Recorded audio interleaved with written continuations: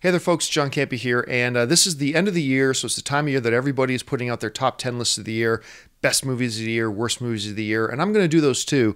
But this week, I'm going to start with what I consider to be the top 10 most disappointing films of 2011. Now remember, when I say disappointing, I don't mean the worst films of 2011. There are films that came out this year that totally sucked, but we expected them to totally suck. The most disappointing films I'm defining as the films that had the biggest difference between where we expected it to be and where the film actually ended up being. So with that being said, here are my top 10 most disappointing films of 2011. At number 10, Colombiana. Now, not a lot of people had huge expectations for this film, but for me, Zoe Saldana as a revenge-motivated killer assassin, how could you go wrong? Somehow they found a way to go wrong. Number 9, Cars 2.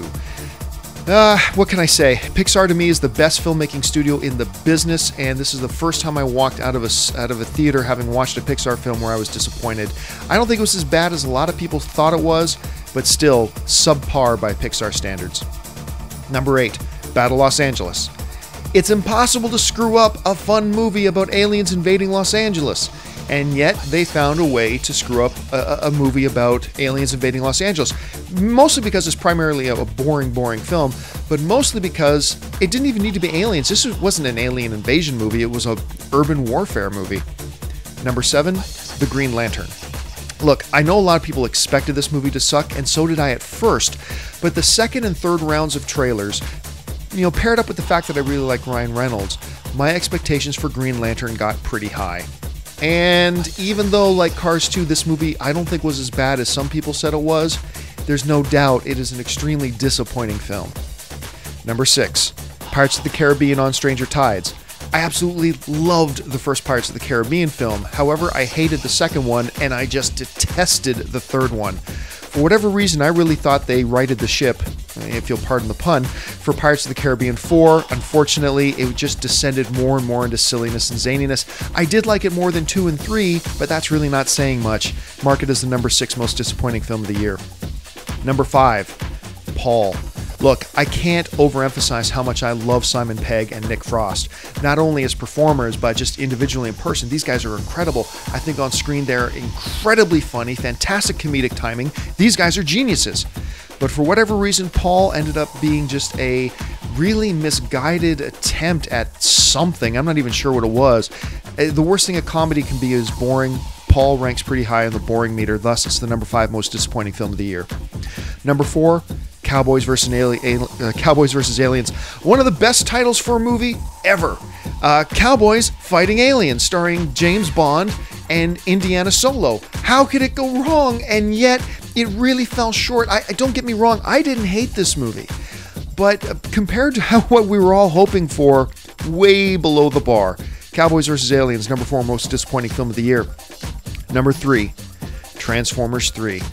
Man, everybody knows how much I love the first Transformers film, but Transformers 2 was a real punch in the balls for people who defended and stood up for the original Transformers. Unfortunately, Transformers 3 just descended into this insipid, ridiculous, terrible plot, terrible dialogue, really messed up characters outside of the main ones. I mean, the only reason it's not the most disappointing film of the year is because the film does have some redeeming qualities. Amazing action, great special effects, but everything else about it was so bad it made it painful to watch. Thus, it comes in at number 3 for my most disappointing films of the year. Number 2, Sucker Punch.